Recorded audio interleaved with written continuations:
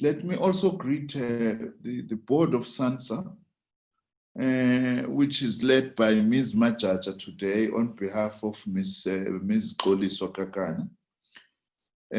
Our Director General, Dr. Philip Jwaha, and our Deputy Director General, Mr. Mboneni Mope, the CEO of SANSA, Dr. Val Munsami, and all other officials who are present here, and members of the media. Thank you very much for joining us, ladies and gentlemen. I am in the main going to give an introductory background about why we are meeting today, and thank you so profoundly for positively responding to our invitation. Let me take this opportunity to congratulate our South African National Space Agency, SANSA, for having been awarded a significant 4.47 billion rands in additional funding over the next 3 years to develop the Space Infrastructure Hub as part of government's Sustainable Infrastructure Development Symposium initiative. I thank the board of SANSA, the senior management, and all employees of SANSA for this groundbreaking achievement. As a department, we're doing our best to try and stay true to our impact statement that we are enabling South Africa's sustainable and inclusive development in the face of rapid technological change and innovation.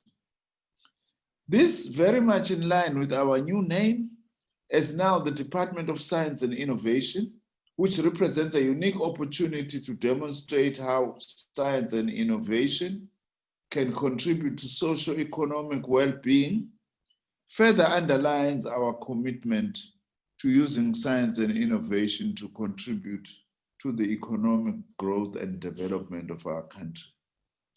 Our achievement today for securing support for the development of the Space Infrastructure Hub will indeed go a long way to ensure that we grow our capacity and infrastructure to continue to champion our world-class space science, research, and innovation. This Space Infrastructure Hub marks a significant milestone for the South African space sector to build an indigenous space capability that will service the needs of South Africa. This project will position space data as a tool for sustainable development, especially addressing our government's national priorities and for commercial use in thematic areas such as remote sensing, navigation, and space sciences.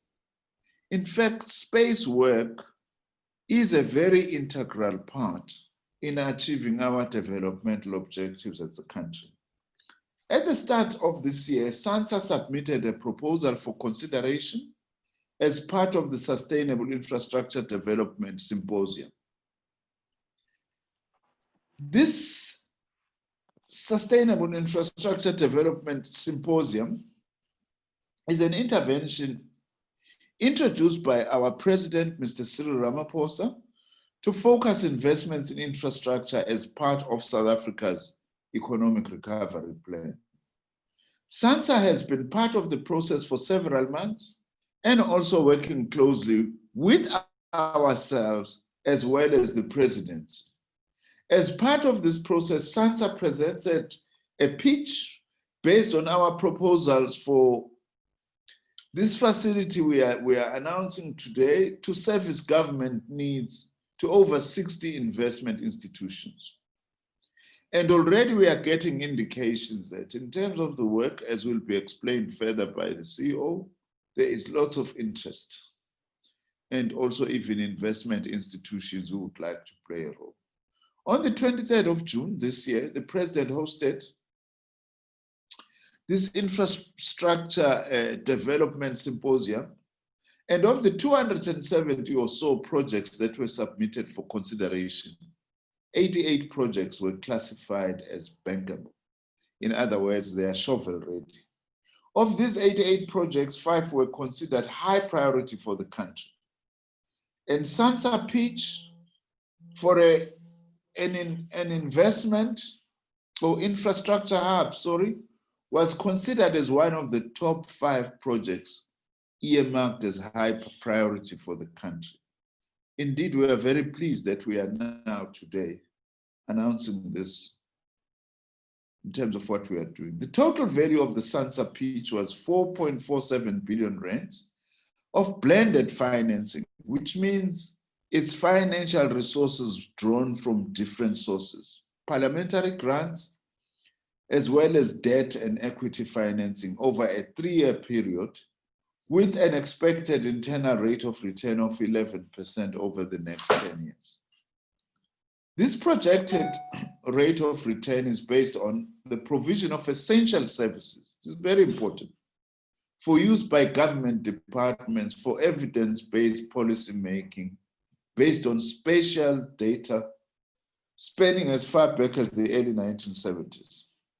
Also, the rate of return will be based on accurate location-based services through operationalizing a satellite augmentation service, which was piloted in our Southern African region approximately 5 years ago. Our concept of space infrastructure hub is based on the space value chain, which will include a number of satellite builds. We're going to be building a number of satellites that will be collecting crucial information. For an example, something that we've just done with the Center for Scientific and Industrial Research, with this infrastructure hub, space infrastructure hub being developed, we could actually be able to map the whole of South Africa with regards to connectivity without even having to go physically, pay a physical address to assist us to know where, for instance, our students and lecturers are in relation to the necessity for connectivity. Also, it will include a number of satellite builds or new ground segment and expanded data segment. Through this, we can be able to collect a lot of data that can be of use to government. A new data visualization center, activation of the satellite-based augmentation system over the whole of Southern Africa, and the development of products and services for use across all spheres of government, as well as the area of human capital development and training. In my meeting now with the board, I have said to the board of SANSA, go out and be bold. Tell me also how we can use some of the skills levy monies that are in the hands of my Department of Higher Education and Training in order to be able to increase skills development in the space, if you like. The Space Infrastructure Hub also includes other projects for which ring-fenced funding has already been secured, largely through our Department of Science and Innovation. For instance, the upgrading of the Gauteng facility with 75 million rands. This is a facility that at the moment is under Denel, but Denel doesn't need it as much as we need it, which will have to be transferred to us. You can ask the CEO for specific details there. Also, we are going to be establishing a concurrent engineering design facility for 25 million rands. We are going to be, and this is very exciting, also establishing a new space weather center for 90 million rands, as well as the establishment of an Earth observation data cube facility for 12.5 million rands, and a research, development and innovation fund for the development of products and services worth 60 million rands. In this regard, a considerable amount of work has been expended towards securing these investment streams, which required a concerted team effort. However, significant emphasis will now need to be expended in repositioning or reshaping SANSA to deliver on these exciting projects, which will require us to work seamlessly with great speed and efficiency, whilst ensuring maximum impact in order to deliver against our promised value. SANSA will continue to meet with the Investment and Infrastructure Office in the Presidency. I must also indicate that in order to unlock the investment funding for the Space Infrastructure Hub, there are 4 studies that need to be conducted, and these will include a bankable feasibility study, a market analysis study, socio-economic case study, and a Space Infrastructure Hub program implementation plan, the details of which can be provided. But also, most importantly, I need to announce at this press briefing that we have also set up a SANSA Space Infrastructure Hub leadership team that will drive the delivery of the aforementioned studies and the implementation plan. Funding for these can be accessed through the Project Preparation Fund that resides with the DBSA, the Development Bank of Southern Africa. Ms. Andi Samlisa, I'm pleased to say this is the executive identified as the SANSA interlocutor who will work directly with the Investment and Infrastructure Office in the Presidency. In addition, the CEO serves on an infrastructure committee of the Cabinet Cluster on Economic Sectors, Employment and Infrastructure. And this infrastructure committee comprises of representatives of public sector institutions, primarily CEOs, as well as the economic cluster of government, which is made up of ministers, deputy ministers, and directors general. The primary role of the Economic Cluster Infrastructure Committee will be to assist with project preparation of key infrastructure builds and to contribute to the development of our 2045 National Infrastructure Plan.